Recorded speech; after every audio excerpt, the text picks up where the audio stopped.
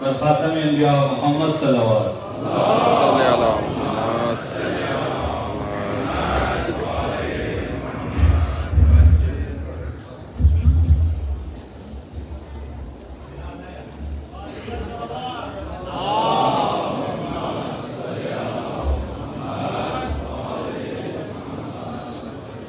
بر محمد والے بیت محمد صلوات.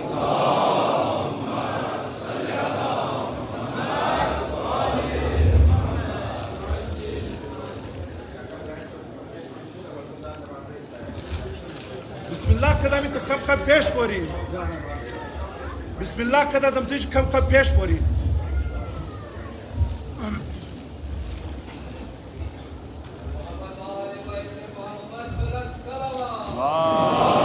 صلی علی محمد و آل محمد. چمن چمن گلی گلی علی علی علی علی نگر نگر گلی گلی علی علی علی علی ہے ہماری درسگاہ کربلا کربلا حق قصیدہ راستہ کربلا کربلا نعرہ حیدری یا علی یا علی یا علی مدد حق مولا.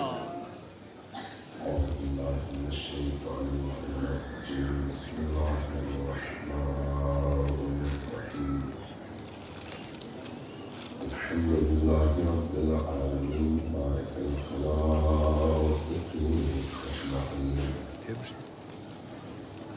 والصلاة والسلام على جميع الأنبياء والمرسلين سيما من سمي في الآفاق بأحمد وفي الأرض أبي القاسم محمد.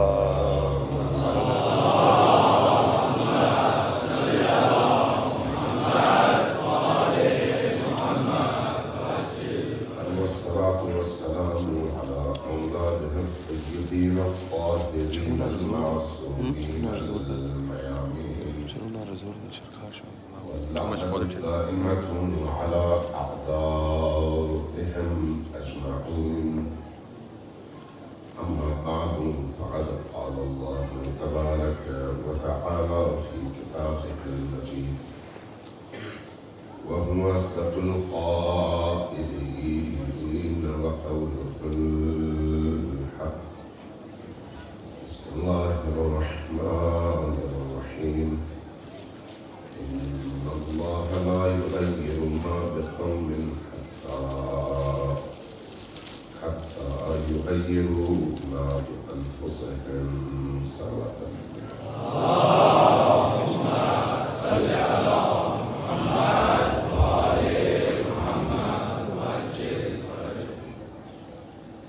شب عاشور ہے اور گزشتہ مسلسل 9 راتوں کے بعد آج ہم نے شب عاشور کی اس فوکس میں اپنی روح کو، اپنی فکر کو، اپنے شعور کو حسین ابن علی علیہ السلام سے متصل کرنا ہے. آج کی یہ رات گریے کی رات ہے، بکا کی رات ہے، لیکن گریے و بکا کے ساتھ شعور کی رات بھی ہے، ادراک کی رات بھی ہے، بیعت کی رات بھی ہے، حسین ابن علی کی معرفت کی رات بھی ہے، اپنے آپ کو بستیوں سے نکال کر حسین کی بلندیوں تک پہنچنے کی رات بھی ہے، اپنے آپ کو چھوٹے چھوٹے مادی مفادات سے نکال کر اپنی جان، اپنی آبرو، اپنی عزت، اپنی ہستی حسین ابن علی کے اس عظیم ترین مقصد کے لیے قربان کرنے کے عزم کی رات بھی ہے. وہ رات ہے جب انسان اپنے آپ کو دو راہیں پر دیکھتا ہے، ایک طرف نظام حق ہے اور دوسری طرف نظام باطل. اس دو راہے پر آ کر انسان کو فیصلہ کرنا پڑتا ہے کہ اس کو کس رستے کا انتخاب کرنا ہے۔ عمر ابن سعد کو اسی طرح کی صورتحال کا سامنا جب اس کو کہا گیا کہ ایک طرف حسین کا سر کاٹنا ہے اور اس کے نتیجے میں تمہیں رے کی حکومت ہے، اور دوسری طرف اس حکم سے انکار کرنا ہے اور اس کے نتیجے میں ہو سکتا ہے جیل میں، ہو سکتا ہے مال و دولت سے محرومی میں۔ دو طرح کے کردار آپ کو کربلا میں نظر آتے ہیں، ایک عمر ابن سعد کا کردار ہے اور دوسرا عمر ابن یزید ریاحی کا کردار ہے، جس نے حسین کے رستے کا انتخاب آخری رات میں کیا۔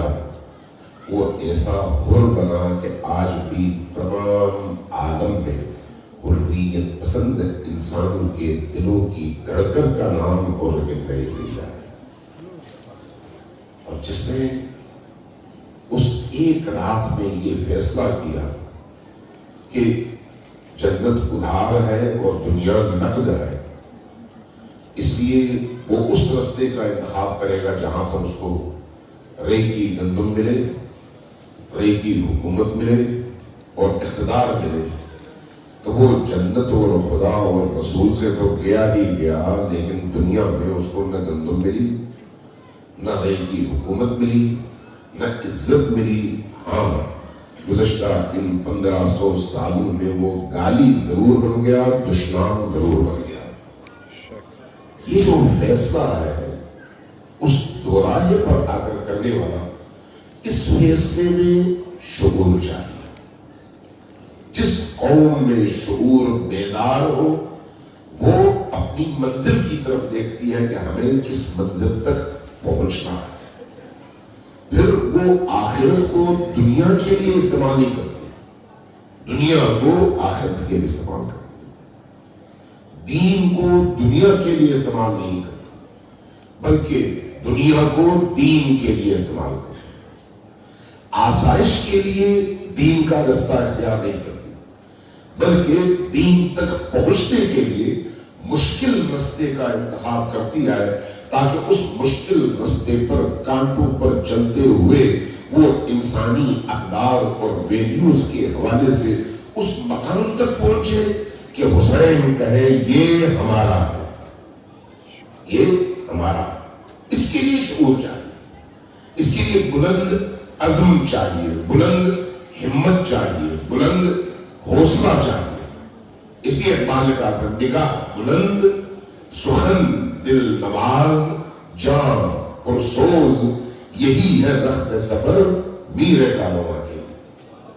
تو حسین ابن علی کی راہ پر چلنے کے لیے جلا ہوا دل بھی چاہیے اور بلندی شعور بھی چاہیے اور نگاہ بلند بھی چاہیے۔ یہ رات اس عہد کی رات ہے کہ میں حسین کی بارگاہ میں کھڑے ہو کر کہہ سکوں، مولا حسین میرے سامنے دونوں رستے ہیں، میں انتخاب اس رستے کا کروں گا جس میں آپ کی رضا ہو، اس رستے کا انتخاب جس سے میں حسین تک پہنچ سکوں۔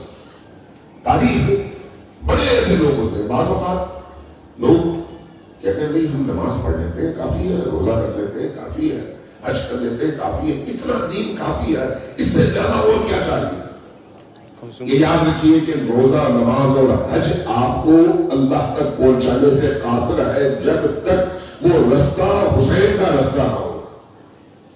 حسین کا رستہ ہے تو ساری عمر اگر آپ نے گناہ کیا ہے تو آخری رات حسین کے رستے پر گامزن ہونے کے بعد ان گناہوں کی تلافی ممکن ہے، لیکن ساری عمر آپ اگر عبادات کریں اور آخری وقت میں حسین کے رستے سے منحرف ہو جائیں تو ساری عمر کی عبادتیں حسین کے رستے سے انحراف کی قیمت ادا نہیں کر سکتی۔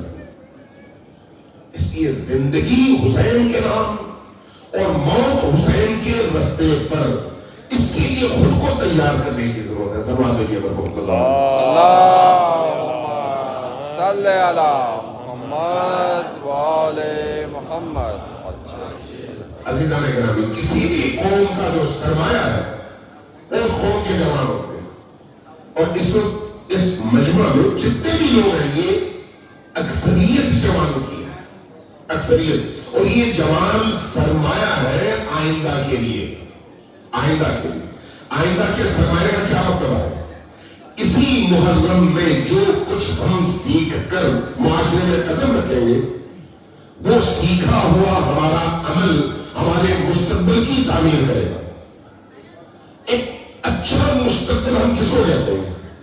مادی انسان ہو تو اچھے گھر، اچھی گاڑی، اچھی نوکری. لیکن اگر معنوی انسان ہو تو پھر اس زمین پر اللہ کے دین، اللہ کے اصول، اللہ کی قدریں، اللہ کی ویلیوز کی حاکمیت کے لیے جدوجہد اور اس میں کامیابی.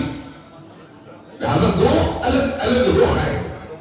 ایک روح وہ ہے جس میں انسان اس چیز کو دیکھتا ہے جو اس کی ذات کی ضرورت ہے اور اسی میں اور اس کی لذتوں میں وہ گم ہو جاتا ہے. دوسرا وہ ہے جو اللہ کی مشیت ہے اور خواہش ہے اور امر ہے اور حکم ہے اور اس میں ہو سکتا ہے مشکلات کا سامنا کرنا پڑے. لیکن کون سی چیز ایسی ہے جو روح کو لذت عطا کرتی ہے؟ کون سی چیز ایسی ہے جو ضمیر کو مطمئن کرتی ہے؟ کون سی چیز ایسی ہے جس کے ملنے کے بعد انسان راحت اور آسائش اپنے اندر محسوس کرتا ہے کہ آج میں نے بہترین کام کیا ہے اور میں اس مقصد تک پہنچا ہوں جس کے لیے اللہ نے مجھے رستہ دکھایا تھا. کبھی بھی دلوں کی آرامش اور دلوں کا اطمینان اللہ کے رستے کو چھوڑ کر ممکن نہیں ہے. اگر اللہ اور رسول کے رستے پر ہم کھڑے ہوتے ہیں تو ایک ایک قدم ہمارے اطمینان میں اضافے کا باعث ہے.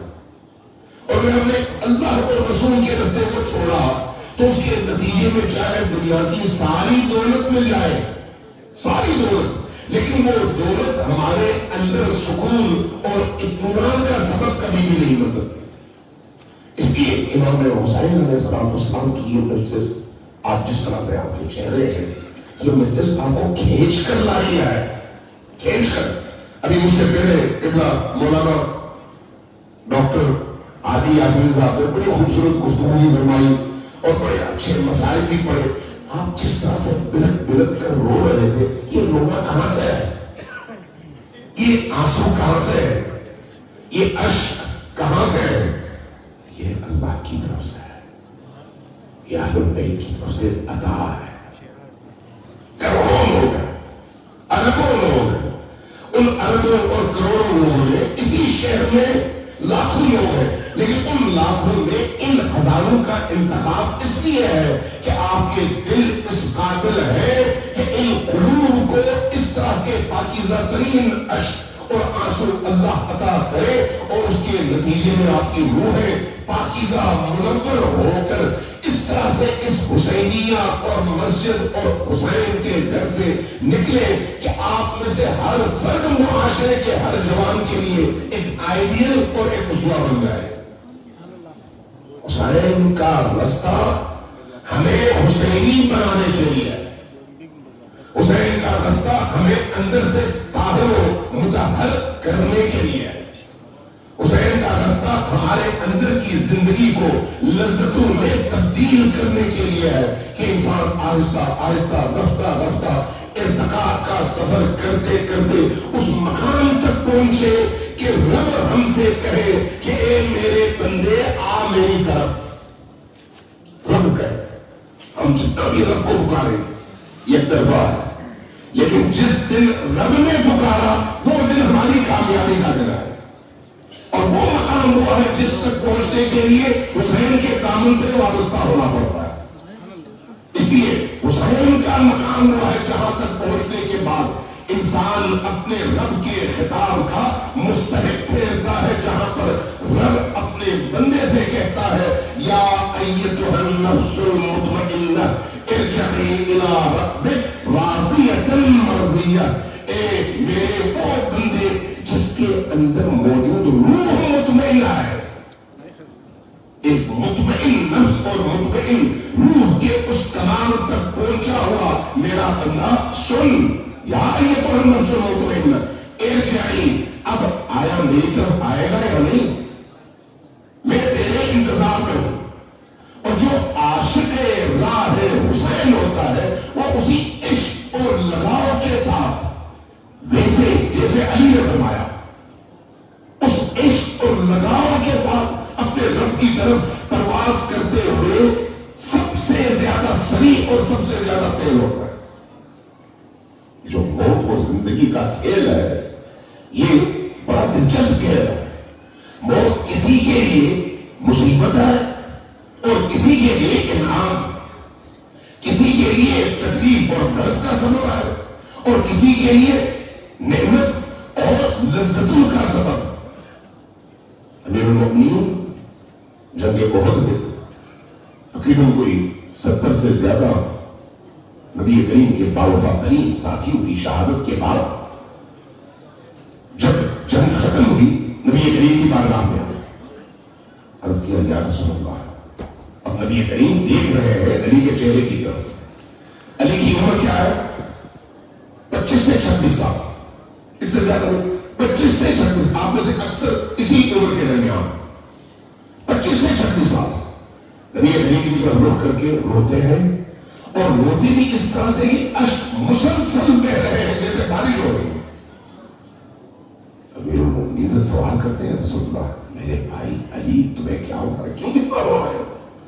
فرماتے ہیں یا رسول اللہ، آپ نے مجھ سے وعدہ کیا تھا کہ اے علی تم اللہ کی راہ میں قتل ہو جاؤ گے۔ دیکھیے امیر حمزہ شہید ہو گئے، میرے ساتھی شہید ہو گئے، میرے بھائی شہید ہو گئے، میں بچ گیا، اپنے بچنے پر رو رہا ہوں۔ کون؟ علی۔ اگر علی کی زندگی کے ایام، راتوں، دنوں اور ٹائم کو تقسیم کیا جائے، علی کی زندگی کا ایک لمحہ اس پوری کائنات کی زندگی سے بڑھتر ہے یا نہیں؟ علی کی زندگی کا ایک پل، ایک سیکنڈ اس پوری کائنات کی قیمت سے زیادہ ہے، لیکن وہ علی اپنی پوری زندگی، اور وہ بھی جوانی کے اس اوج کے زمانے میں جب جوانی اپنے بالکل کمال پر ہے، اس موقع پر موت کی تمنا کرتے ہوئے، موت کا پیچھا کرتے ہوئے، موت جب آگے بھاگ جاتی ہے تو علی رونے لگتے ہیں، موت مجھ سے بھاگ گئی، کیا ہوا، اتنے سارے میرے ساتھی شہید ہو گئے لیکن میں بچ گیا۔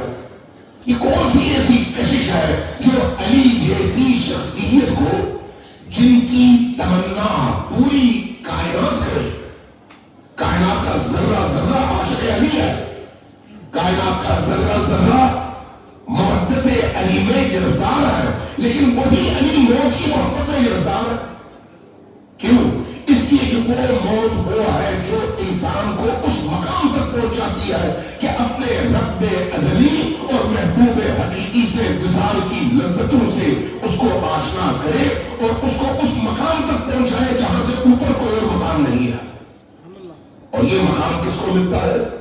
اس کو جو اللہ کی راہ میں قدم اٹھاتا ہے۔ جب نبی کریم سے یہ عرض کیا کہ یا رسول اللہ میں بچ گیا، تو فرمایا کہ اے علی، نہیں، ایک وقت آئے گا تم بھی شہید ہو جاؤ گے، لیکن ابھی ذرا ٹھہرو، جلدی نہ کرو، یہ تمہاری داڑھی کے بال مبارک ریش یہ تمہارے سر کے خون سے رنگین ہوں گے۔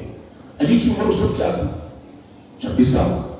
ابھی امام حسن اور امام حسین پیدا ہوئے تھے۔ اس موقع پر انسان کی پوری زندگی کی توجہات کا مرکز بیوی، بچے، گھر اور زندگی ہوتی ہے، لیکن علی اس مقام پر ہے، اس مقام پر۔ البتہ یہ ہمارے بہن کے مطابق، ورنہ علی اس سے بہت اوپر ہے۔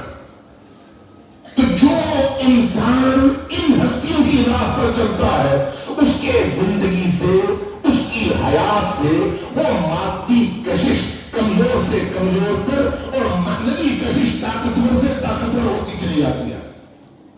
اس لیے شب عاشور آپ امام حسین علیہ السلام کے اصحاب کو دیکھو، آپ کو باقی راتوں کی مثبت نوعیت ہی اور نظر آئے گی.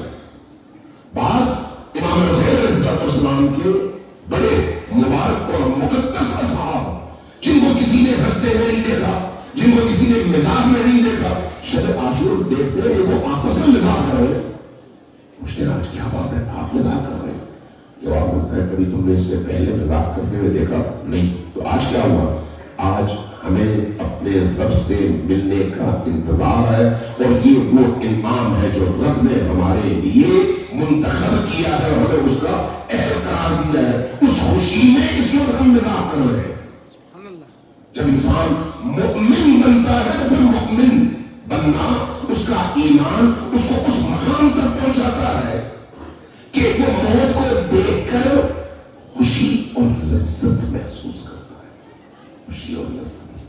اور اگر وہ موت حسین کی راہ میں آئے، زینب سلام اللہ علیہا کی راہ میں آئے، کربلا والوں کی راہ میں آئے، امام زمان کی راہ میں آئے، اس موت سے بڑھ کر کوئی عزت، کوئی شرف، کوئی لذت، کوئی مقام ممکن ہے نہیں. موت اس کے لیے تلخ ہے جو اس زندگی سے وابستہ ہے، لیکن اس کے لیے جو اس زندگی سے وابستہ ہو، جس کا یقین اس کمال پر ہو، جو ایمان کے اس مرحلے پر ہو، اس کے لیے موت سب سے بڑا انعام ہے. اس لیے بنی اسرائیل کے یہودیوں سے بھی اور باقی لوگوں سے بھی، سورہ جمعہ میں بھی، باقی جگہوں میں بھی اللہ تبارک و تعالیٰ ان کی سچائی کو چیلنج کر کے کہتا ہے کہ اگر تم سچے ہو تو پھر موت کی تمنا تو کر کے دیکھو. تم موت کی تمنا نہیں کرو گے اس لیے تم جھوٹے ہو، چونکہ موت اس دنیا سے اس دنیا کی طرف انتقال ہے، خاتمہ نہیں ہے. اور اگر اللہ کی راہ میں ہو تو یہ سب سے بڑا انعام. اس لیے وہ اپنے سب سے عزیز ترین ہستی سے جا مل رہا ہے. اور آج رات حسین ابن علی ایک ایسی کیفیت میں، آج آپ کربلا والے ایک ایسی کیفیت میں. اس لیے آج ہم نے کربلا والوں سے عہد کرنا ہے کہ کربلا والوں ہم نے کوفے والے نہیں بننا، ہم نے بصرہ والے نہیں بننا، ہم نے مدینہ والے نہیں بننا، ہم نے قاضی شریح نہیں بننا، ہم نے ان لوگوں کی راہ و روش اختیار نہیں کرنی جنہوں نے نمازیں تو پڑھی، روزے تو رکھے، حج تو کیا، لیکن اپنے زمانے کے ولی کا دامن چھوڑ کر اس دنیا میں بھی اور اس دنیا میں بھی بے صاحب ہو گئے اور بے بدر ہو گئے.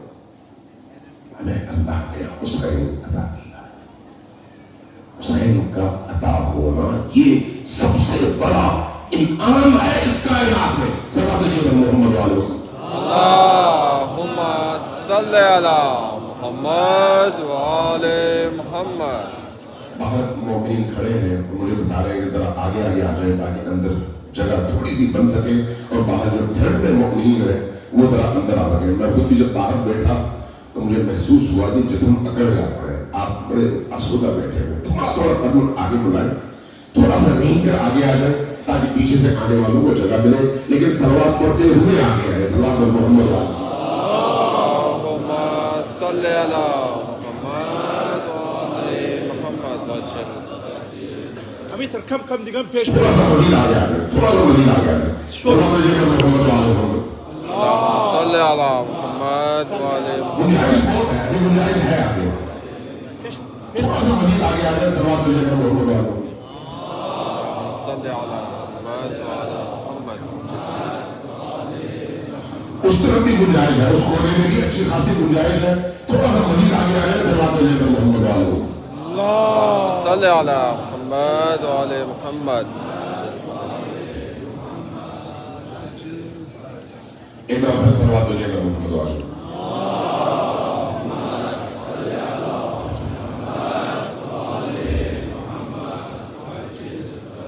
عزیزان اکرام، ہم نے تاریخ میں بڑے بڑے لوگ ہیں جنہوں نے بڑے بڑے کارنامے انجام دیے، لیکن جب امتحان کا وقت آیا تو فیل ہو گئے. ساری زندگی نبی کے ساتھ گزاری، امتحان کا وقت آیا تو پاسنگ مارکس نہیں لے سکے. اور ایسے بھی دیکھے جنہوں نے آخری وقت میں 5 سال پلٹا اور اس طرح سے پلٹا کہ بہت سارے لوگوں سے بہت آگے نکل گئے. اس لیے کہیں احسان نہ ہو کہ ہماری زندگیوں میں جب امتحان آئے تو ہمیں اس طرح کی مشکلات کا سامنا کرنا پڑے. یہ جو دنیا کی خواہش اور طلب ہے یہ حد کے اندر عبادت ہے. دنیا کی خواہش اور طلب حد کے اندر عبادت ہے کہ آپ خواہش کریں, کمائیں, اچھا کمائیں, کھائیں, اچھا کھائیں, رہیں, اچھا رہیں, سواری اچھی رکھے, گھر اچھا رکھے, ضرورت اور ان حدود کے اندر جو شریعت کے اخلاقی اعتبار سے ہمارے سامنے رکھے. لیکن اس کی طلب میں اپنی حقیقی زندگی کو بھولنا یہ ہلاکت ہے. اس ہلاکت سے نکلنے کی ضرورت ہے. امام حسین علیہ السلام جب کربلا کی طرف آ رہے تھے تو مختلف لوگوں کو ان کی اس زندگی کا یعنی مدینہ سے مکہ تک اور مکہ سے عراق کی طرف سفر, اس میں مختلف واقعات ہیں. ان واقعات میں امام حسین علیہ السلام نے کچھ کام ایسے کیے جو تا قیامت لوگوں کے لیے نمونہ بنے, لوگوں کے لیے نمونہ پتہ چلے کہ کون کس حد تک کس معاملے میں دیندار ہے اور کہاں پر اس کے دین کی حدیں ختم ہو جاتی ہیں. اس کو دیکھ کر ہمیں اپنی زندگیوں میں خود کو جانچنا پڑتا ہے کہ آیا ہم صرف عزاداری کی حد تک دیندار ہیں, آیا ہم صرف مسجد کی حد تک دیندار ہیں, آیا ہم صرف فرض کریں کسی خاص ایونٹ کی حد تک دیندار ہیں. بعض لوگ ہفتے میں ایک نماز پڑھتے ہیں بس کافی ہے, بعض لوگ سال میں صرف ایک نماز عید کی پڑھتے ہیں, وہ بھی جو فرض نہیں ہے وہ پڑھتے ہیں, جو فرض ہے وہ چھوڑتے ہیں. عید کے دن شروع آتے ہیں اور اس کے لیے صبح سویرے جاتے ہیں, بھئی عید کی نماز ہے, فرض نہیں ہے لیکن پڑھنی ضرور ہے, جو پڑھنی تھی فجر کی وہ چھوڑ دیتے ہیں. یہ بھی ہماری دینداری کا ایک معیار. اسی طرح سے آپ باقی دیں. لیکن اگر آپ غور کریں امام حسین علیہ السلام نے وہ معیارات ہمارے سامنے رکھے کہ ان معیارات کے تحت اپنے آپ کو پرکھ کر دیکھ لو کہ تم کہاں پر کھڑے ہو. میں دو چیزیں بیان, دو چیزیں, اور یہ دونوں چیزیں ہم سب کے لیے, خصوصاً جوانوں کے لیے, ماؤں کے لیے, بہنوں کے لیے, بیٹیوں کے لیے, بزرگوں کے لیے, سب کے لیے یہ سبق ہے اور درسگاہ ہے. تشریف لائے رستے میں ایک جگہ پڑاؤ والا پوچھا یہ جو بہت بڑی کھیتی اور باغ ہے یہ کس کا ہے؟ پتہ چلا رسول کریم کے ایک بڑے ہی جلیل القدر صحابی ہیں, انہوں نے بنایا. اترے, اپنے ساتھیوں کو لیا, اس باغ میں اندر داخل. جیسے ہی صاحب باغ کو پتہ چلا وہ بھاگتا رہا ہے. دیکھا فرزند رسول ہے, فرزند علی و بطول ہے, قدموں پہ گرے. مجھے حکم دیا ہوتا آپ نے کچھ دیا. فرمایا کہ ہاں مجھے تم سے کہا آئیے پھل لائے, فروٹ لائے, پانی لائے, باقی جتنا بھی کر سکتے. کیسے تشریف لانا ہوگا؟ فرمایا کہ دیکھو ہم نے عراق کا عزم کیا ہے, دین خطرے میں ہے اور ہم نے دین کو بچانا ہے, اس لیے میں تمہارے پاس آیا ہوں. تم میرے نانا کے صحابی ہو اور میرے نانا کے ساتھی ہو, بڑی بڑی جنگوں میں تم نے حصہ لیا ہے, تو اس لیے آؤ ہمارا ساتھ دو تاکہ تمہاری آخرت بن جائے.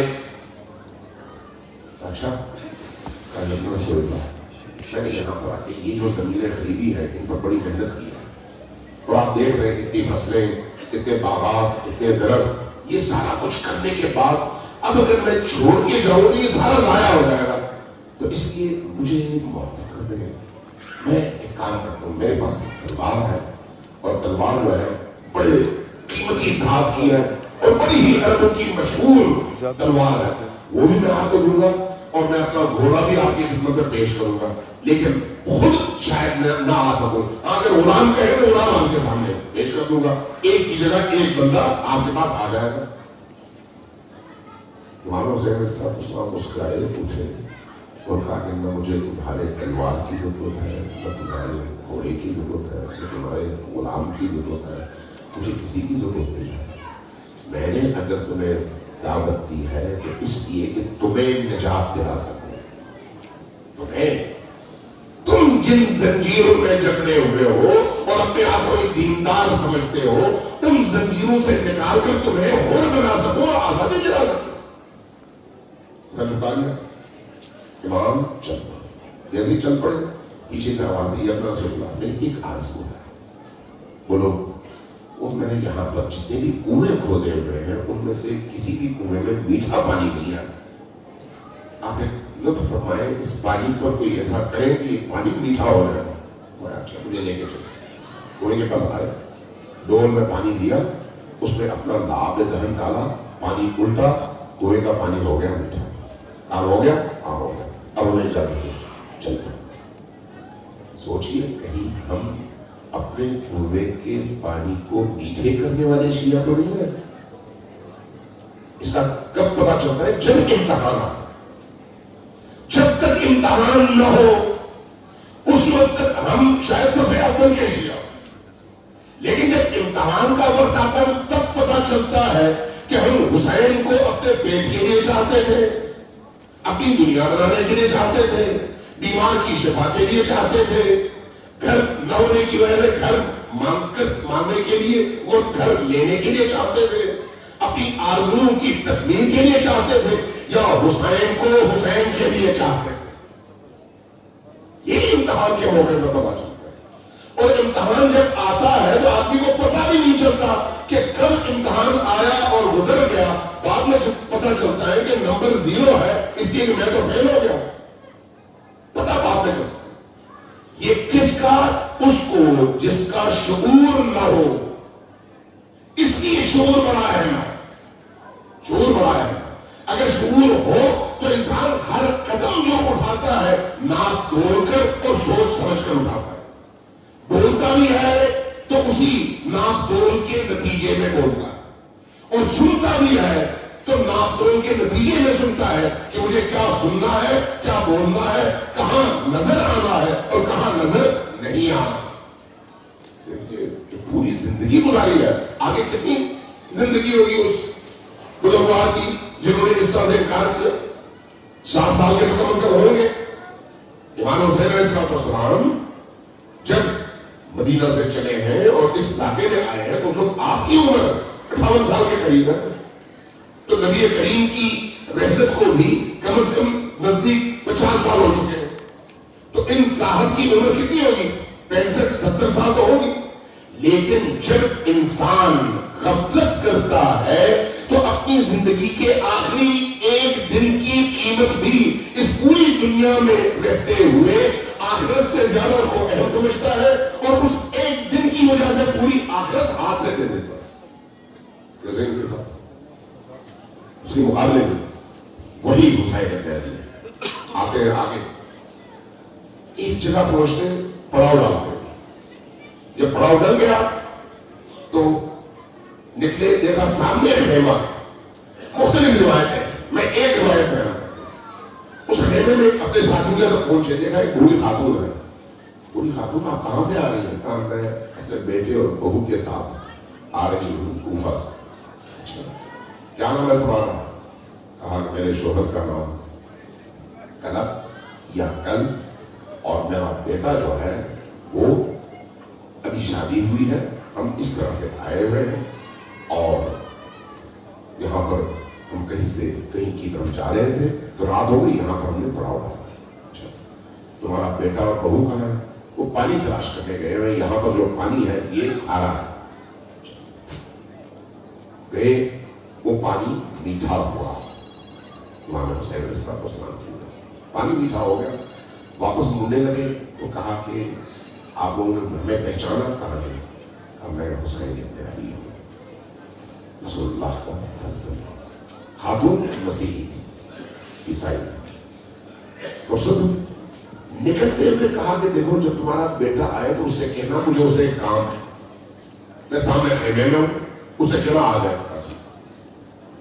जब बेटा आया तो ये माँ अब बेटे को बता रही है, बेटा एक शख्सियत आई थी, जब हमारे खेमे में वो दाखिल हुए तो लगा गोया ईसा मसीह दाखिल हुए हो, सारा हमारा खेमा हो गया नूरानी।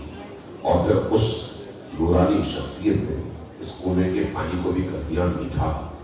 اب وہ چلے گئے ہیں لیکن وہ کہہ رہے تھے کہ تمہارا بیٹا آئے تو میری طرف بھیج دو, ایک کام ہے. کہا اماں میں ابھی نکلتا ہوں. جب نکلنے لگا تو بیوی نے کہا مجھے بھی لے کے چلو. اچھا چلو. تو ماں نے کہا جب تم دونوں جا رہے تو مجھے کیوں نہیں, مجھے بھی لے کے جاؤ. تینوں آئے کہاں, امام حسین کی بات. امام حسین سے ملاقات ہوئی. امام نے پوچھا, امام نے اپنا بتایا کہ میں اس مقصد کے لیے نکلا ہوں, کیا میرے ساتھ چلو گے؟ وہیں پر سر قدموں پہ رکھا, لا الہ الا اللہ محمد رسول اللہ پڑھا, مسلمان ہوا. جب وہ مسلمان ہوا بیوی مسلمان ہوئی, بیوی مسلمان ہوئی, ماں مسلمان ہوئی, قافلے میں چل پڑے. کتنے دن پہلے؟ عاشور سے 1 ہفتے پہلے.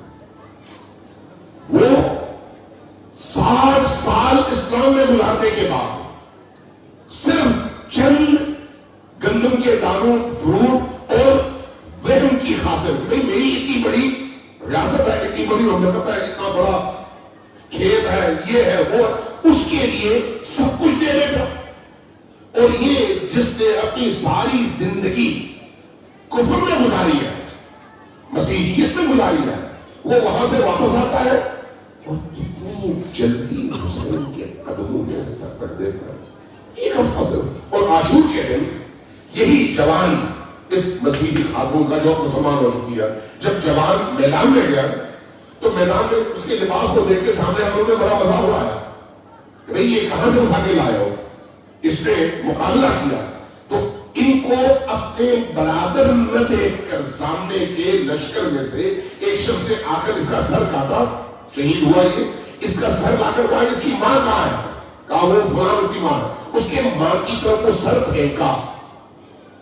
جب سر پھینکا تو تم نے وہ سر اٹھایا اور کہا کہ تم نے غلط کیا, یہ سر اب ہمارا نہیں ہے, ہمارا امام حسین ہے, اور جو چیز ہم حسین پر نچھاور کرتے ہیں وہ واپس نہیں لیتے. یہ کہا اور سر واپس پھینک دیا دشمنوں نے. یہ حوصلہ کہاں سے آتا ہے, یہ ایمان کہاں سے آتا ہے؟ وہ بھی 1 ہفتے کے اندر. اور وہ ایمان کہاں چلا جاتا ہے؟ وہ بھی 70 سال کی محنت, 65 سال کی محنت, تمام عبادتیں, تمام ریاضتیں, تمام نمازیں, روزے, حج, جہاد, سب کچھ.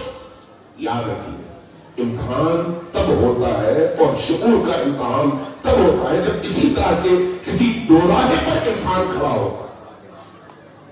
آج ہم سب کے سامنے یہ دوراہا موجود ہے, چاہے غزہ کی صورت میں ہو, چاہے دیگر مظلومین کی صورت میں. لیکن ایک بات میں آپ کو آج یہ ضرور بتانا چاہوں گا کہ ہم جس مکتب کو مانتے ہیں, یعنی مکتب علی, یعنی مکتب اہل البیت, یہ مکتب اللہ تبارک و تعالیٰ کی طرف سے دنیا پر غلبے کے لیے بھیجا گیا ہے. توجہ ہے میں کیا کہہ رہا ہوں؟ یہ مکتب غلبے کے لیے آیا ہے, مغلوب ہونے کے لیے نہیں.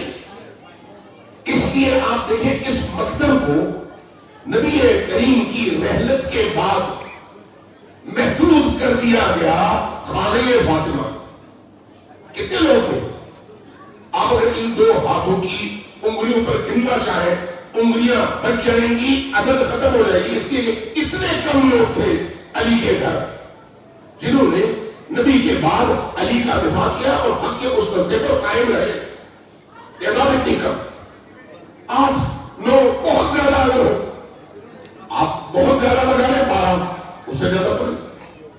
لیکن علی کے بعد آپ پوری تاریخ اٹھا کر دیکھ لیں, ہر طرح کے مظالم, ہر طرح کی سختیاں, ہر طرح کی پابندیاں, ہر طرح کی مشکلات. لیکن یہ جو چھوٹے سے عدد پر مشتمل چھوٹا سا گروہ ہے وہ اتنی تیزی کے ساتھ پھیلتا ہے, اتنی تیزی کے ساتھ پھیلتا ہے کہ بہت کم عرصے میں سلاطین کے لیے, خلفاء کے لیے, بنو عباس کے لیے, بنی امیہ کے لیے سب سے بڑا چیلنج یہی چھوٹا سا طبقہ بن جاتا ہے.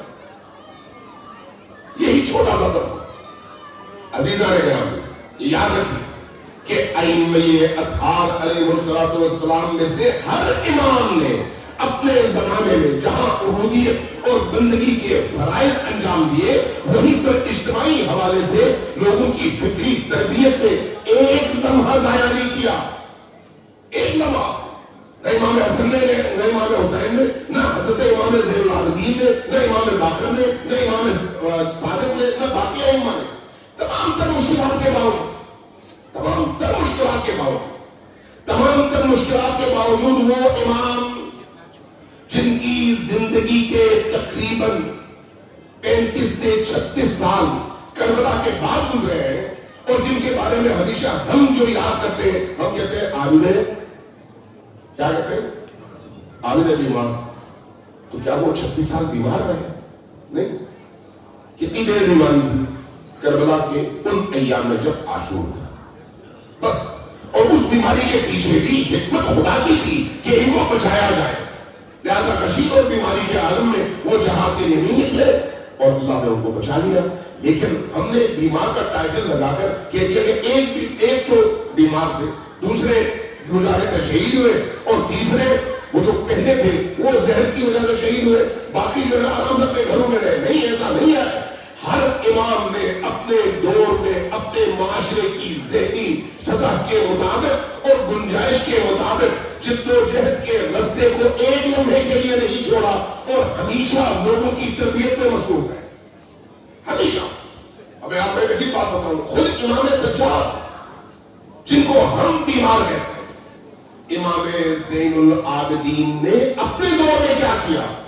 اپنے دور میں دور دور اس وقت اس طرح سے کمیونٹیز نہیں تھی مکتب تشیع کے پیروکاروں کی، اس طرح سے جتھے نہیں تھے، اس طرح سے آبادیاں نہیں تھی، لیکن امام سجاد نے جہاں جہاں 1 2 3 گھر تھے ان گھروں کو اپنے رابطے میں لیا ہوا تھا، اور لینے کے بعد ایک کام کیا، اور وہ بڑا عجیب ہے کب اس دور میں کہ سال میں ایک دفعہ یہ سب کسی ایک مقام پر جمع ہو کر عالم اسلام کے اندر موجود ان مشکلات پر گفتگو بھی کرے، اور اس گفتگو کے ساتھ ساتھ یہ کام بھی کرے کہ ایک دوسرے کی مشکلات کو سمجھے اور ایک دوسرے کی مدد کے لیے راہیں تلاش کرے۔ امام سجاد، اور اس کے نتیجے میں کہاں ان کو جمع ہونا چاہیے تھا اور کب جمع ہونا چاہیے تھا؟ آپ کو تعجب ہوگا، تاریخ بتاتی ہے، تاریخ، کہ انہوں نے دن کا انتخاب کیا 40 حسینی کے طور پر، امام حسین علیہ السلام کے چہروں کے دن، اور جگہ کون سی انتخاب کی؟ کربلا معاملہ، قبر حسین، کہ پورے عرب جزائر سے جہاں جہاں اہل البیت کے ماننے والے نظریاتی کمیٹڈ باایمان پرعزم لوگ موجود ہیں، ان کو خاموشی کے ساتھ جمع کیا جائے قبر حسین ابن علی پر، اور اس ایک دن بیٹھ کر وہاں پر حسین ابن علی سے اپنے بیعت کو تازہ بھی کرے، اور اس کے بعد آئندہ کے لیے سوچے بھی کہ ہم نے کیسے اللہ کے دین کو سرخرو کرنا ہے اور اپنی ذمہ داریاں نبھانی ہے۔ وہاں پہ کیا؟ لیکن یہ پہلو ہماری نگاہوں کے سامنے بالعموم نہیں ہوتا، یہی کام باقی ائمہ بھی طاقت کرتے رہے۔ تو امام حسین علیہ السلام ہر دور میں آزاد اور حر انسانوں کے شعور میں اضافے کا سبب بنے، اس لیے امام حسین علیہ السلام کا حرم بھی، امام حسین شہید ہو گئے، ان کا سر کٹ گیا، لیکن کیوں؟ اس کٹے ہوئے سر سے بھی خوف آتا تھا، کیوں؟ ان کی اس قبر سے بھی خوف آتا تھا۔ آپ کہیں کہ خوف کہاں آتا تھا؟ آپ کو حیرت ہوگی، بنی عباس کے دور میں ایک دفعہ نہیں، 2 دفعہ نہیں، 3 دفعہ نہیں، 18 بار قبر حسین کو مجامع کیا گیا، 18 بار۔ آپ سوچ سکتے ہیں 18 بار قبر حسین کو زمین کے ہموار کر دیا گیا، اور صرف ہموار نہیں کیا گیا بلکہ شریعہ فرات کے سامنے بند ڈال کر اس کا پانی ادھر اس طرف موڑ دیا گیا، چاروں طرف پسینے بنائے گئے تاکہ قبر حسین پانی کے اندر رہے، اور ایک عرصے کے بعد لوگ بھول جائیں کہ یہاں پر قبر بھی تھی۔ کیا وجہ ہے؟ کیوں وہ خوف ہے؟ اس لیے کہ یاد حسین، ذکر حسین، قبر حسین مردہ انسانوں کے اندر زندگی کی لہر دوڑانے کا سبب ہے۔ امام حسین کو اللہ نے ایسا شعلہ بنایا ہے کہ جہاں ان کی یاد ہوگی وہاں پر حریت زندہ ہوگی، جہاں ان کی محبت ہوگی وہ دل زندہ ہوگا، جہاں ان کی قبر ہوگی اس قبر پہ پہنچنے کے بعد مردہ انسان بھی زندہ ہو کر کھڑے ہو جائیں گے اور کہیں گے یہ ہمارا امام ہے۔ اس لیے حسین کی قبر سے بھی خوف، یہی وجہ ہے کہ عزاداری ہے سید الشہداء پر۔ آج بھی اگر آپ پاکستان میں باقی جگہوں میں دیکھتے ہیں یہ مختلف قسم کی مشکلات ہیں، میں مسلمان معاشروں کی بات کر رہا ہوں، چونکہ ان کو ادراک ہے کہ حسین ابن علی کی یاد، ان کا غم، ان کی عزاداری انسانوں کو غیرت بھی دیتی ہے، شعور بھی دیتی ہے، جگاتی بھی ہے، اور کم تعداد کے باوجود ایک بڑی جمعیت کے مقابلے میں اس طرح منظم کرتی ہے کہ قرآن کی اس آیت کی عملی مصداق وہ بن جاتے ہیں، کم من فئۃ قلیلۃ غلبت فئۃ کثیرۃ باذن اللہ۔ کتنے ایسے چھوٹے چھوٹے کم گروہ تھے جنہیں اللہ نے ان کے ایمان کی وجہ سے بڑے بڑے گروہ پر فتح نصیب کی۔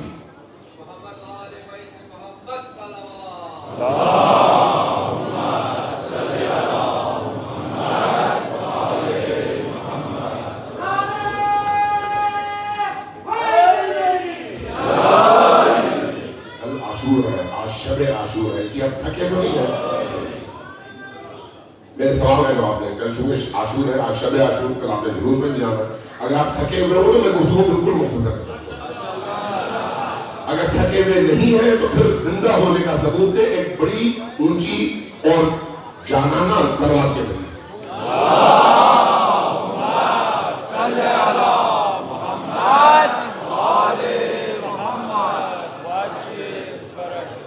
کربلا زندگی کا نام ہے، کربلا زندگی کا نام ہے، حسین زندگی کا نام ہے، حسین کی راہ میں شہادت زندگی کا نام ہے، موت کا نہیں۔ اس لیے یہ نہ سمجھے کہ سر کٹنے سے آدمی چلا جاتا، نہیں بھائی، یہ جو پی کر لہراتے ہوئے چھوٹی چھوٹی چیزوں کے لیے ہاتھ پھیلاتے ہوئے جو لوگ جیتے ہیں یہ اصل میں مردہ ہے۔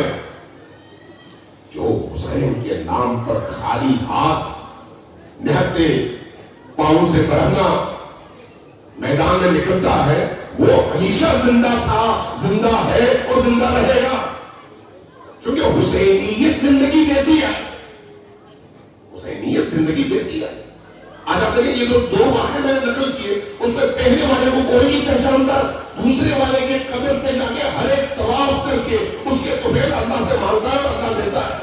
یہ ہے زندگی، منشأ خیر ہے، منشأ حیات ہے، منشأ شعور ہے۔ لہذا یہ بات یاد رکھیں کہ عاشوراء اور محرم صرف زیرزنی کا نام نہیں ہے، صرف ایک پرچم نکالنے کا نام نہیں ہے۔ یہ جو آپ پرچم نکالتے ہیں، یہ جو آپ اپنے ساتھ علم لے کر نکلتے ہیں اور اپنے ملک پہ ذوالجلال لے کے نکلتے ہیں، کیا ہے؟ یہ اپنی طرف سے تیاری کا اعلان ہے، تیاری کا۔ آپ جب علم لے کر نکلتے ہیں تو علم کیوں مقدس ہے؟ وہ کپڑا جب کارخانے میں بن رہا تھا اس میں مقدس تھا نہیں، جب دکان میں آیا تو مقدس تھا نہیں، جب درزی کان پہ تھا تو اس میں مقدس تھا نہیں۔ کب مقدس بنا؟ جب عباس سے اٹیچ ہو گیا، حسین ابن علی سے جڑ گیا۔ کیوں یہ مقدس ہے؟ جو اس سے جڑ جائے گا وہ بے جان کپڑا ہی کیوں نہ ہو مقدس ہو جائے گا۔ اس لیے وہ تقدس ادھر صلاحیت کر جاتا ہے۔ جب آپ علم لے کر نکلتے ہیں تو وہ علم بتا رہا ہے کہ میں عباس کا ہوں، جن بازو میں ہوں یہ بازو عباس کی طرف کے بازو ہیں۔ یہ جو علم آپ کے ہاتھ میں ہوتا ہے یہ صرف ثواب کے لیے نہیں ہوتا، بلکہ اپنی کربلا میں حسین ابن علی کے سپہ سالار کے اس مقام پر کھڑے ہو کر یہ اعلان ہے کہ میں اپنے حسین کا آج کے زمانے کا سپہ سالار ہوں۔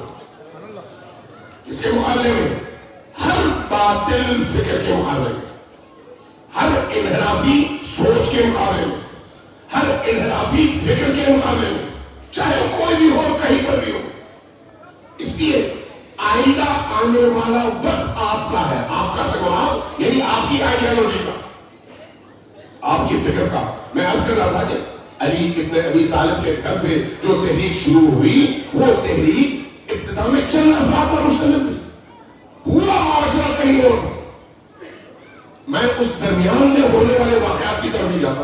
آج ذرا سوچے گا, آج وہ کون سا محرک ہے, وہ کون سی آگ ہے, وہ کون سا شعلہ ہے جس نے آج دنیا کے اندر, آپ ایسٹ دیکھیں, ویسٹ دیکھیں, آپ مغربی ساری دنیا دیکھیں, آسٹریلیا دیکھیں, آپ مڈل ایسٹ دیکھیں, آپ ایشین ممالک کو دیکھیں, آپ انڈیا کو دیکھ لیں, آپ مڈل ایسٹ میں جو کچھ ہو رہا ہے اس وقت اس کو دیکھ لیں, آپ حتیٰ افریقہ جا کے دیکھ لیں.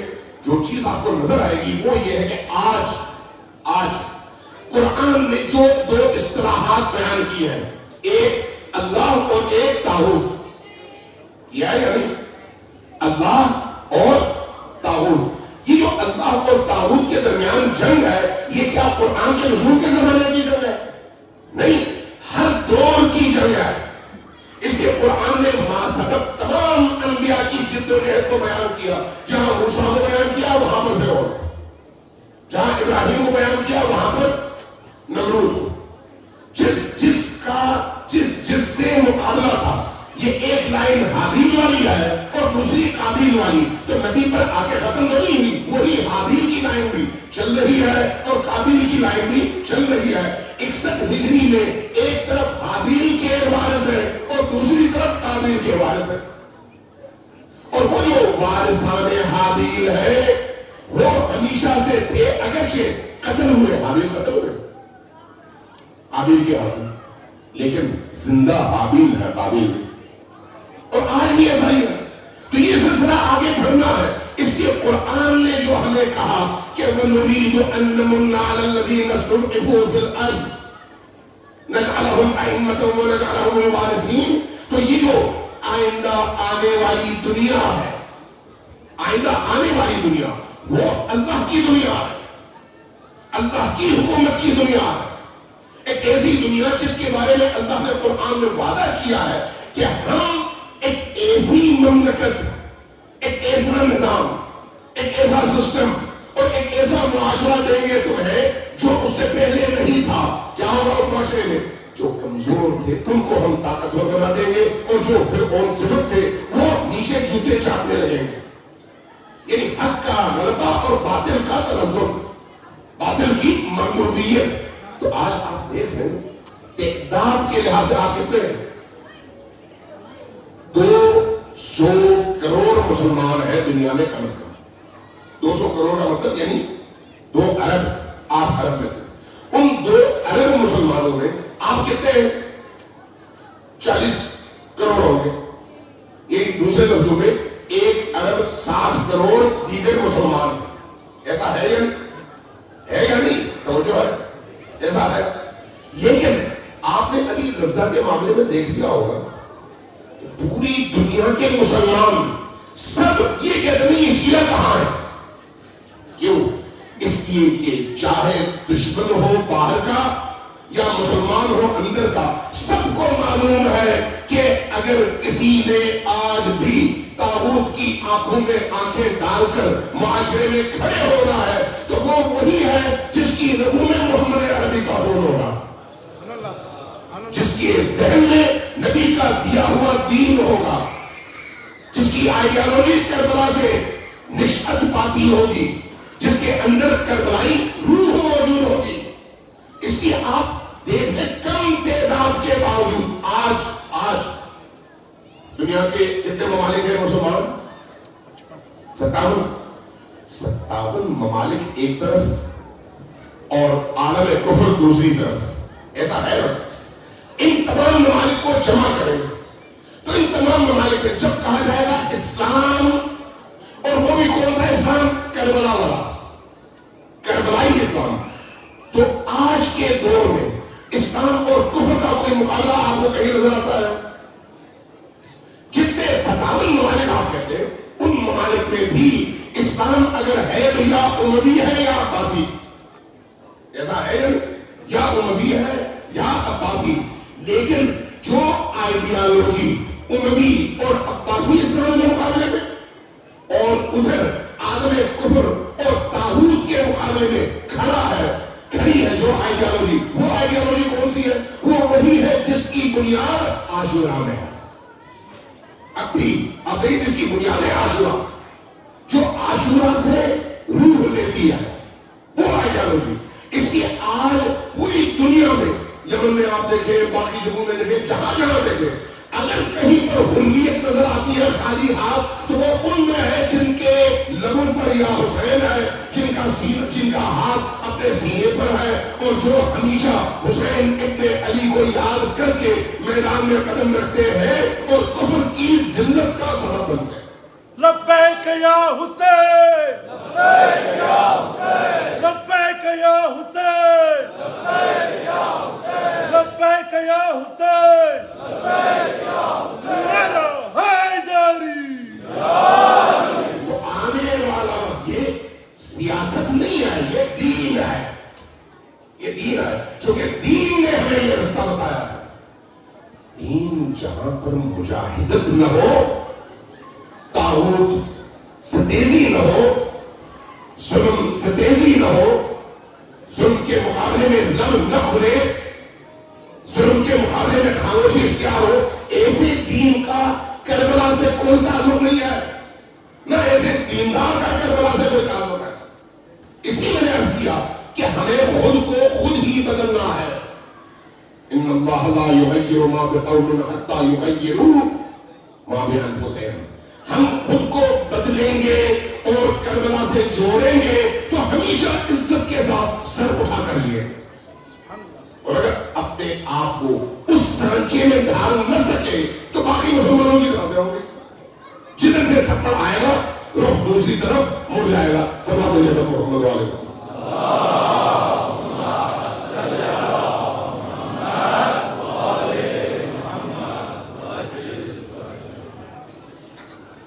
ایک دفعہ ذرا اونچی آواز سے صلوات علی محمد علیہ.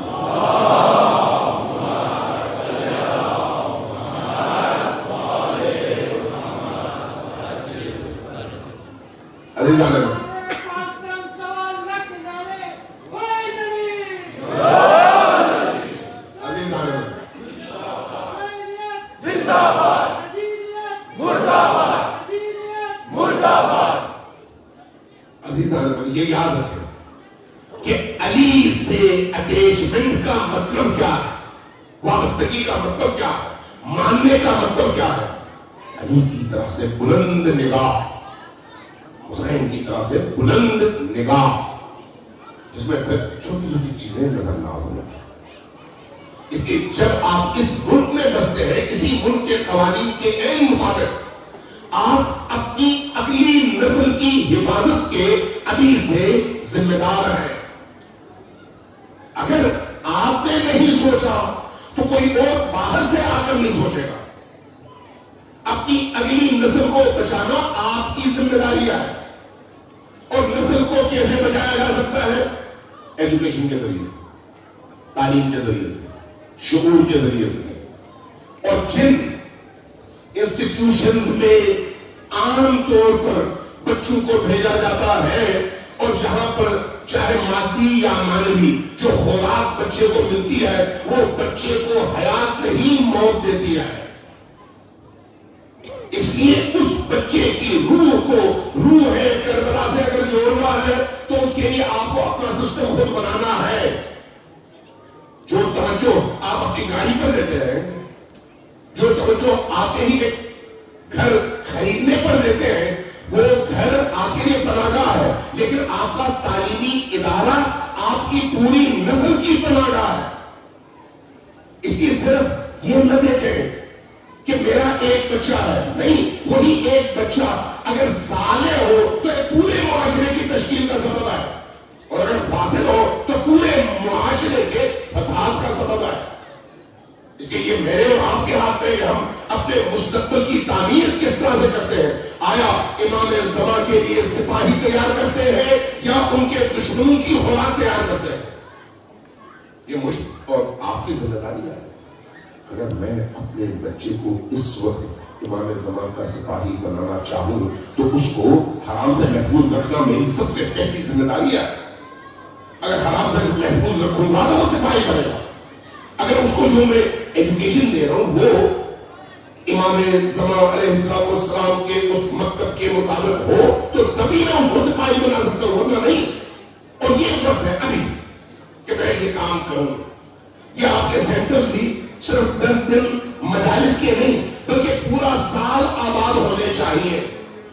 کتنے شرم کی بات ہے کہ اتنے بڑے میلبرن میں آپ کی کوئی ایک مسجد نہیں ہے. یہ شرم کی بات نہیں. ہم مسجد کے وارث ہیں. مجھے تعجب ہوتا ہے جب کہا جاتا ہے شیعوں کی امام بارگاہ ہوتی ہے. نہیں بھائی, کس نے کہا؟ شیعوں کی مسجد ہوتی ہے. مسجد کا وارث ہم ہے, کوئی اور نہیں.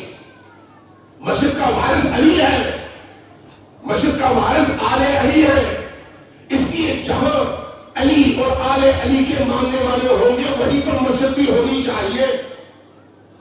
مسجد نہیں ہے, دوسروں کی ہے, ہماری نہیں ہے. کس کی کوتاہی ہے؟ ہماری. عدم توجہ. جبکہ مسجد ہمارا مورچہ بھی ہے, مرکز بھی ہے. اور مسجد کے ساتھ امام بارگاہ بھی بالکل ٹھیک ہے.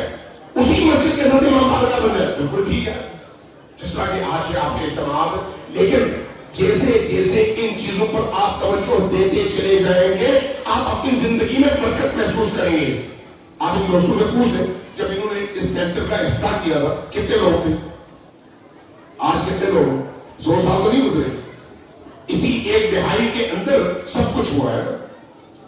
جیسے جیسے آپ عید رکھتے چلے جائیں گے پاکیزگی کے ساتھ, بہت جلدی اس کو پھل لگے گا, بہت جلدی اس میں برکت ہوگی, بہت جلدی وہ نشو و نما پائے گا اور کچھ عرصے کے بعد ایک بہت بڑا مرکز بنے گا جو آپ کے سربلندی کا سبب بھی ہوگا, آپ کی عزت کا سبب بھی ہوگا, آپ کے وقار کا سبب بھی ہوگا, آپ کی نسلوں کی حفاظت کا مورچہ بھی بنے گا.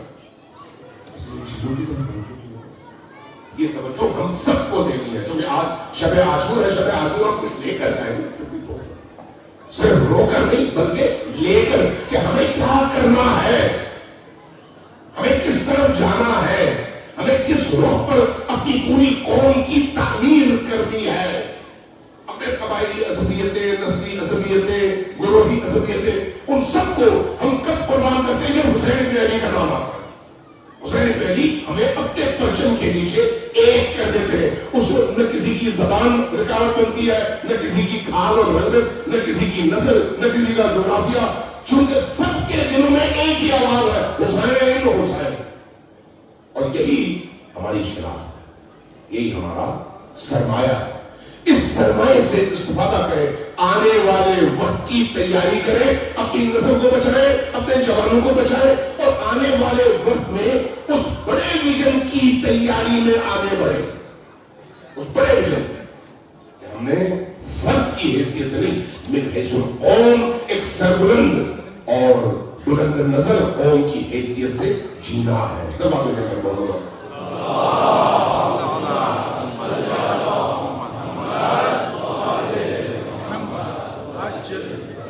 عزیزان کرام. آج شب عاشور کی شب, عاشور کی شب بڑی عجیب و غریب شب.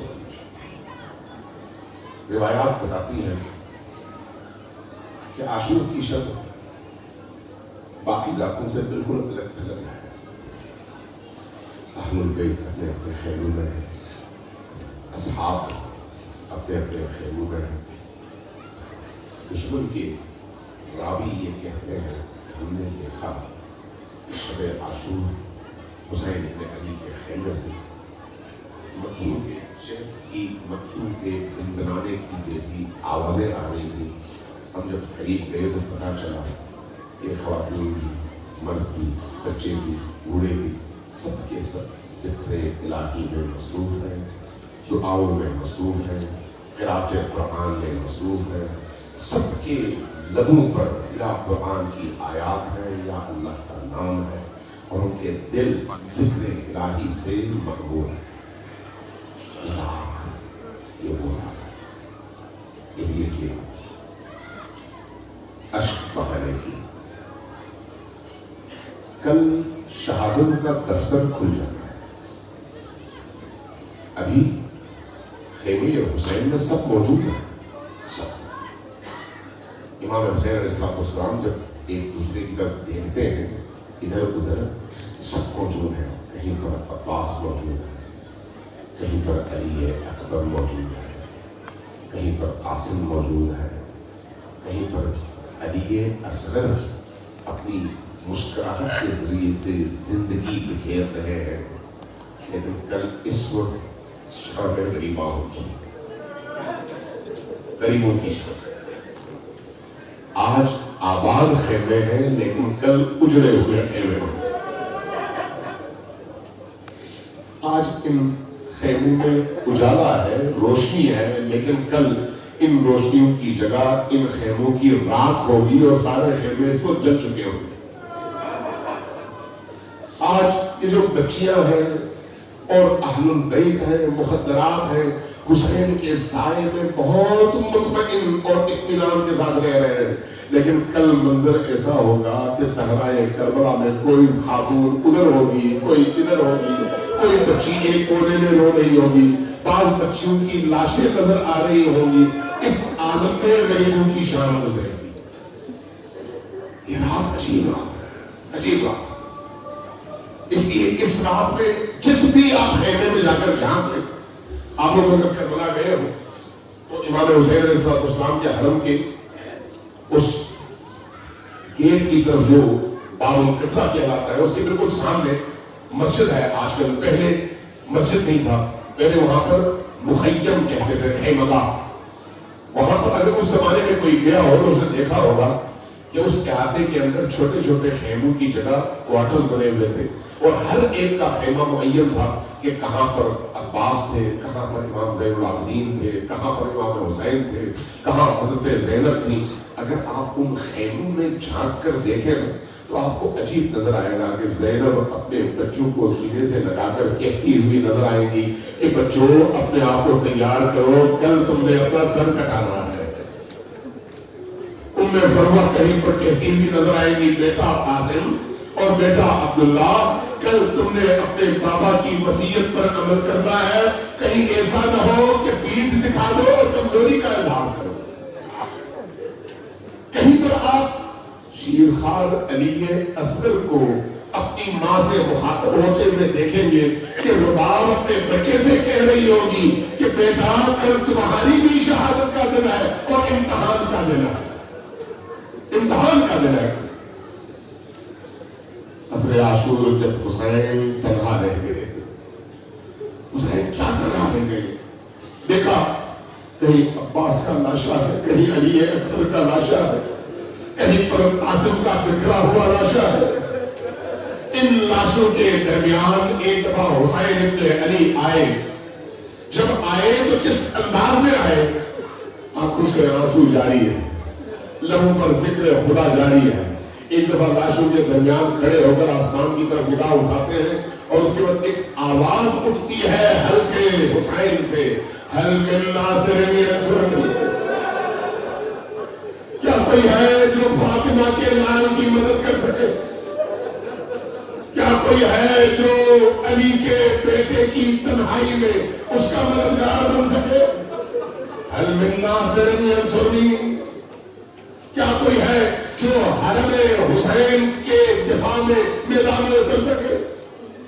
جب یہ حل من ناصر کی ندا بلند ہو رہی تھی، اچانک حسین بن علی کے کانوں میں آواز آئی۔ آواز کیا تھی؟ ایک کوہرام برپا تھا خیموں میں، اور خیموں سے رونے اور دھونے کی آوازیں آ رہی تھی۔ حسین فوراً خیمے میں پہنچے، کیا دیکھا؟ زینب گریہ فرما رہی ہے، زینب بھی گریہ کر رہی ہے، ام کلثوم بھی گریہ کر رہی ہے، رباب بھی رو رہی ہے۔ کیوں رو رہی ہو؟ پتا چلا جیسے ہی مظلوم کربلا کی ابتدا بلند ہوئی، حل من ناصر ینصرنی کی، تو یہ معصوم بچہ بار بار اپنے آپ کو اس اس ڈھنگورے سے اور گہوارے سے زمین پر گرا رہا ہے اور روتا چلا جا رہا ہے. گویا کہہ رہا ہے بابا جان ابھی ایک موتی باقی ہے, ابھی ایک یادگار اولاد زہرا میں ایک یادگار باقی ہے, ابھی آپ کی نصرت کے لیے کوئی موجود ہے. اگرچہ وہ بچہ ہو لیکن ہے تو صحیح, آئیے اس بچے کو میدان میں لے کے جائیے. حسین ابن علی آتے ہیں, اس بچے کو کہتے ہیں کہ اس کو تیار کرتے ہیں. اب حمید ابن مسلم نے روایت کی, وہ کہتا ہے میں نے دیکھا کہ جب حسین خیمے سے باہر نکل رہے تھے وہ منظر بڑا عجیب تھا. حسین باہر آتے تھے, اندر ایک کوہرام برپا ہو جاتا تھا. سکینہ روتی تھی کہ بابا جو بھی گیا وہ واپس نہیں آیا, تو کیا اب میرا ننھا سا اصغر بھی واپس نہیں آیا؟ میرا بھائی اکبر گیا واپس نہیں آیا, میرا بھائی قاسم گیا واپس نہیں آیا, میرے بھائی اور محمد گئے واپس نہیں آئے, اب میرا یہ ننھا سا بھائی بھی جا رہا ہے. حسین نکلے, جب میدان کی طرف چلنے لگے تو حمید بن مسلم کہتا ہے ہم نے دیکھا گویا حسین نے اپنے ہاتھوں میں قرآن اٹھایا ہوا. میدان میں آئے, میدان میں آ کر اشیاء کے لشکر کے سامنے کھڑے ہوئے اور اس کے بعد ایک جملہ کہا. کیا فرمایا؟ فرمایا کہ دیکھو یہ چھوٹا سا 6 ماہ بچہ ہے, یہ تو بے قصور ہے, اس نے کوئی جرم نہیں کیا. اس کی ماں 3 دن سے بھوکی پیاسی تھی تو اس کا دودھ خشک ہو چکا ہے. جب خشک ہو گیا ہے تو یہ بچہ بھی پیاسا ہے. یہ بچہ آیا ہے, ذرا اس بچے کو چند قطرے پانی کے پلا دو, چند قطرے پانی کے اس بچے کو پلا دو, اور تم سے کچھ نہیں چاہیے. لیکن لشکر اشقیاء میں کوئی انسان ہوتا تو جواب ملتا, وہاں تو حیوانات, لہذا اس بچے کی پیاس پر کسی نے رحم نہیں کیا. بعض لوگوں نے لکھا ہے کہ مولا نے اپنے بیٹے علی اصغر سے کہا بیٹا ذرا ان کو دکھا دو کہ تم پیاسے ہو. تو دیکھنے والوں نے کیا دیکھا, یہ بچہ اپنے منہ سے زبان نکال رہا ہے اور اپنے لبوں پہ پھیر رہا ہے. جب لبوں پر زبان پھرنے لگی تو یہ دیکھ کر لشکر اشقیاء میں کھلبلی سی برپا ہو. جب یہ منظر دیکھا تو حسین ابن علی نے ایک دفعہ کہا لوگوں اگر تمہیں ڈر ہے کہ اس بچے کے بہانے میں پانی پی لوں تو ذرا بچے کو میں صحرائے کربلا میں چھوڑ دیتا ہوں, خود آؤ بچے کو چند قطرے پانی کے پلا دو. زمین پر رکھا, تپتی ریت پر اس بچے کو رکھا, لیکن کوئی آگے نہیں بڑھا. میں کہوں گا یہ فرات کی لہریں تو ایسی ہے کہ اس میں سے حیوانات بھی پانی پی رہے ہیں, لیکن اگر حیوانات پانی پی رہے ہیں تو پھر منع کس پر ہے؟ منع آل رسول پر ہے, منع زہرا کے بچوں پر ہے, منع علی کے بچوں پر ہے, منع رسول اللہ کی اولادوں پر ہے. ایک دفعہ حسین آگے بڑے بچے کو اٹھایا اور اٹھا کر ذرا ہاتھوں سے بلند کیا. جیسے ہی بلند کیا عمر بن سعد نے ایک دفعہ اشارہ کیا حرملہ کو, تو اشارہ کیا ہوا؟ اشارہ ایسا ہوا کہ حرملہ ایک بلندی پر چڑھا اور اس نے کمان پر تیر چلایا. اب ذرا غور سے سنیے اولاد والوں, جن کے گھروں میں ننھے ننھے بچے ہو وہ ذرا غور سے سنیں. وہ تاریخ کہتی ہے کہ جنگ میں عربوں میں 3 قسم کے تیر استعمال ہوتے تھے, ایک پھن والا, 2 پھنوں والا اور 3 پھنوں والا. وہ جو 1 پھن والا تھا نا وہ جب لگتا تھا تو جسم کو چھید کرتے ہوئے گزر جاتا تھا. وہ جو 2 پھنوں والا تھا سوراخ کر دیتا تھا, رک جاتا تھا. لیکن 3 پھنوں والا تیر صرف انہی کے لیے استعمال ہوتا تھا جو میدان جنگ میں سب سے بڑے جری ہو اور سب سے بڑے بہادر. کربلا کا سب سے بڑا جری, سب سے بڑا بہادر کوئی اور نہیں تھا, ششماہ علی اصغر. علی اصغر کے لیے وہ 3 پھنوں والا تیر کمان پر چلا.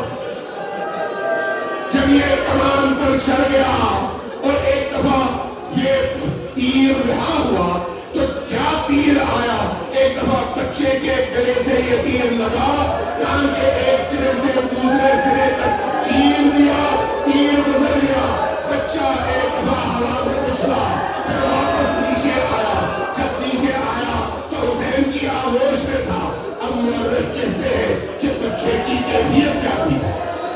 بچے کی کیفیت کیا تھی؟ مورخ کہتے ہیں دیکھو جب اگر مچھلی کو پانی سے نکال دو نا تو پہلے مچھلی ریت پر کبھی اچھلتی ہے گرتی ہے اچھلتی ہے گرتی ہے اچھلتی ہے گرتی ہے جب تھک کر نڈال ہو جائے نا تو اس کے بعد جسم حرکت نہیں کرتا لیکن کیا کرتا ہے اس کے اندر ایک دفعہ کھلتے ہیں پھر بند ہوتے ہیں پھر وہ کھلتا ہے پھر بند ہوتا ہے علی اصغر کی صورت ایسی تھی جب تیر لگا یہ بچہ اچھلا واپس جب آیا تو اب ہمت نہیں تھی لیکن کچھ دیر بعد دیکھنے والوں نے دیکھا کہ بچہ کبھی منہ کھولتا تھا کبھی بند کرتا تھا کبھی کھولتا تھا کبھی بند کرتا تھا حسین ابن علی نے اس بچے کا خون اپنے چلوں میں بھرا سید ابن طاووس نے یہ لکھا ہے حدیث کی صورت میں لکھا ہے وہ فرماتے ہیں کہ حسین نے یہ خون آسمان کی طرف پھینکا لیکن خون واپس زمین پر نہیں آیا حسین نے اس بچے کو اٹھایا بچے کو اٹھا کر ابھینے کی طرف چل رہے ہیں بعض مورخ لکھتے ہیں کہتے ہیں کہ ہم نے دیکھا حسین نے قدم آہستہ آہستہ بڑھائے لیکن حسین نے اب وہ حوصلہ نہیں ہے کہ خیمے تک جائے اور رباب کا سامنا کرے کیسے اس ماں کو اس ششماہ بچے کا لاشا دکھائے اس لیے مورخ کہتے ہیں کہ حسین خیمے کے قریب آئے واپس چلے گئے آئے پھر واپس چلے گئے بعد میں لکھا 7 بار 6 بار واپس گئے 7ویں بار قریب آئے لیکن قریب آنے کے بعد حوصلہ کیا پردہ ہٹایا جیسے ہی داخل ہوئے ان خواتین کی نگاہ اس بچے کے جسم پر اور کٹے ہوئے گلے پر پڑی تو وہ ماں جو اپنے بچے سے محروم ہوئی ہے اس ماں کی زبان سے ایک جملہ نکلا اے میرے ننھے سے شہزادے کیا تم جیسے ششماہ چھوٹے سے معصوم بچے کو بھی اونٹ کی طرح سے نہر کیا جاتا ہے یہ جو طریقہ ہے یہ تو اونٹ کو ذبح کرنے کا طریقہ ہے تم تو ششماہ بچے تھے تمہیں بھی ایسے ذبح کیا گیا تاریخ کہتی ہے کہ یہ ماں جب تک زندہ رہی کبھی بھی سائے میں نہیں رہی کبھی بھی سائے میں نہیں رہی یہ خاتون جب مدینہ واپس آئی تو مدینہ میں حضرت زینب سلام اللہ علیہ نے فرش عزا بچھائی اور اس فرش عزا پر مختلف قبائل کے سردار خواتین آتی قرصہ دینے کے لیے دیکھا ایک خاتون نے دیکھا کہ ایک خاتون کا چہرہ سیاہ ہو چکا ہے اور دھوپ میں بیٹھی رو رہی ہے قریب آئی اور کندھے پر ہاتھ رکھا کہا اے کنیز اندر چلو سائے میں بیٹھو دھوپ میں نہیں جیسے ہی یہ آواز زینب کے کانوں تک پہنچی طرف کر آئی کہا کیا کہا تم نے کنیز نہیں یہ کنیز نہیں ہے یہ شہزادی ہے یہ میرے بھائی حسین کی نوجوان بات ہے کہا کیا ہوا کہا جب سے علی اصغر شہید ہوئے ہیں یہ ماں کبھی بھی سائے میں نہیں بیٹھی ہمیشہ دھوپ میں بیٹھی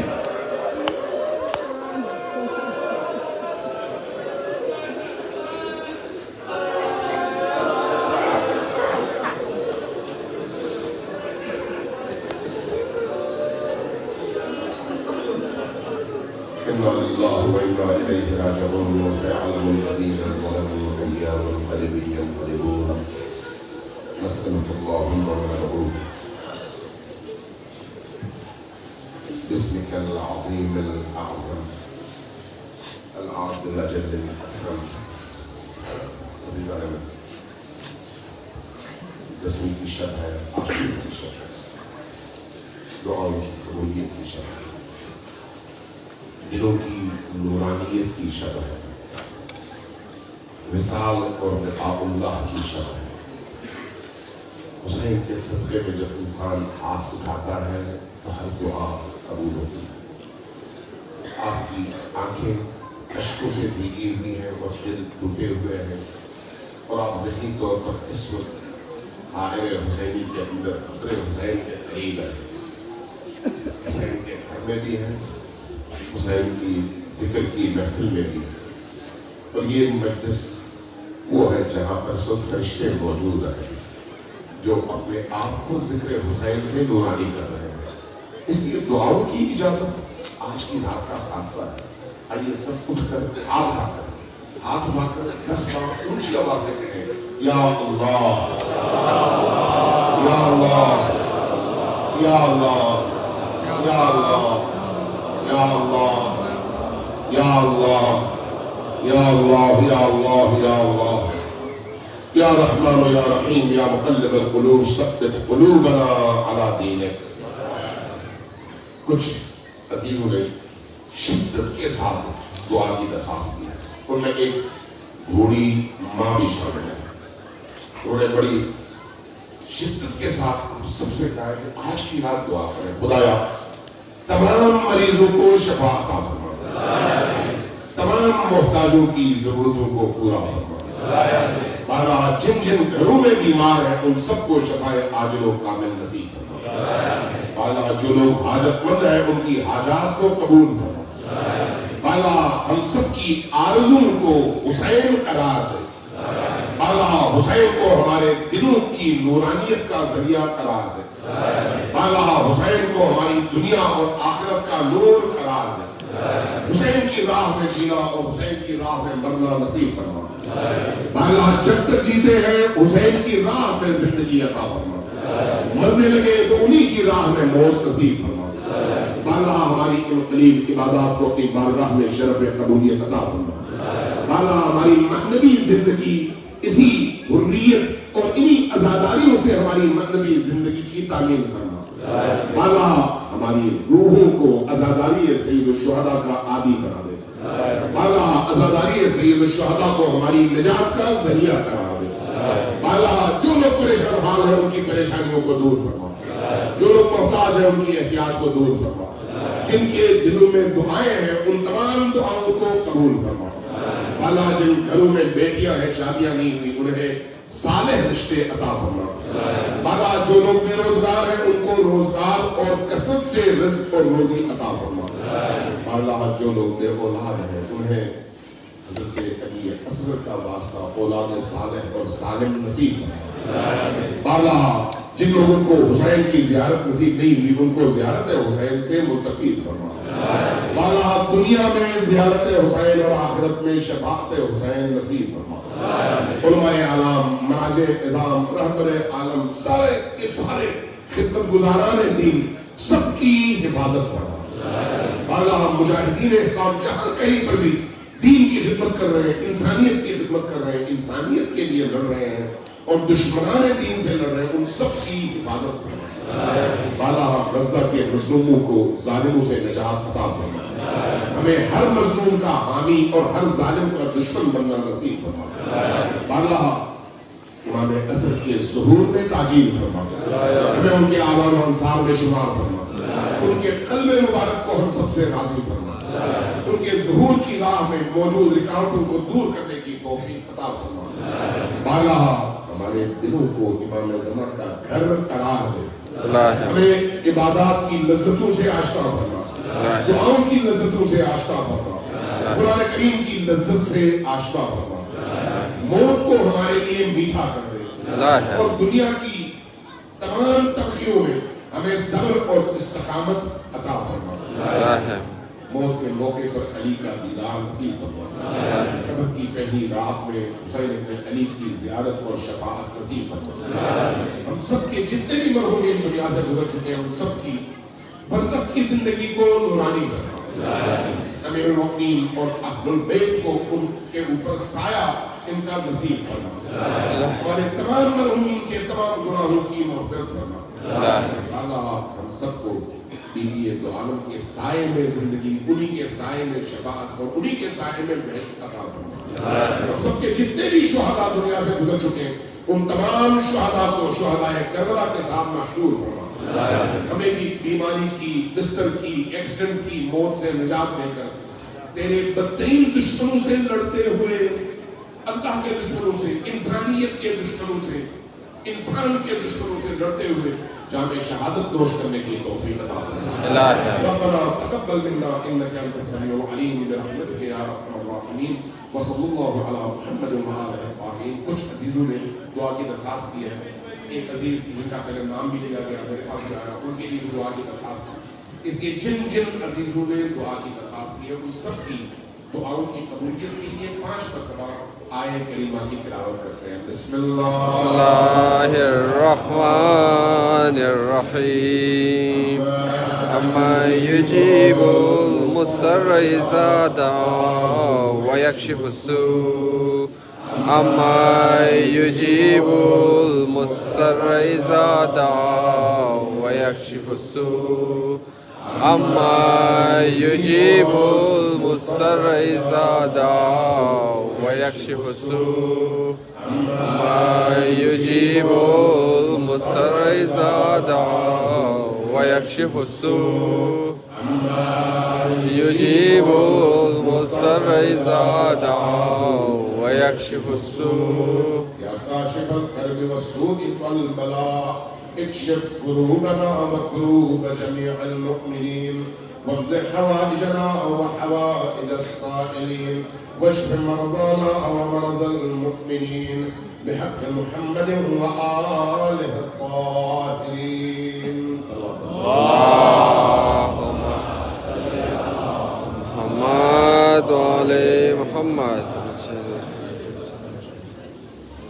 یہ اعلان بادشاہ مسجد سے شام غریبان انشاءاللہ کے فوراً بعد جب محمد عظیم مسلم کا نام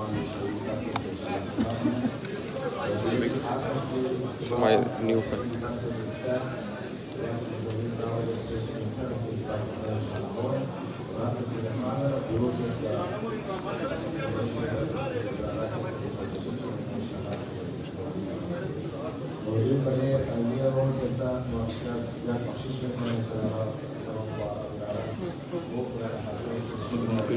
بیٹھا اور چیز کو بند کر دیا زنجر کرنے کچن والا روز واس پہ دروازه لایت ام زینب هم پیدا کردین امور بعد کی نگر تنستی نه یک لحظه باشه ها 17